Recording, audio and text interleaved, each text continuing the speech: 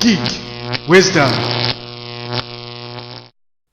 Hi everyone. So in this short tutorial I'm going to show you the new way links work in SharePoint 2016.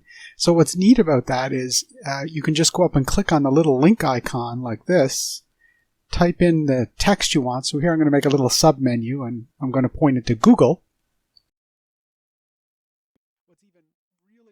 And then that puts that little sub-menu right at the top.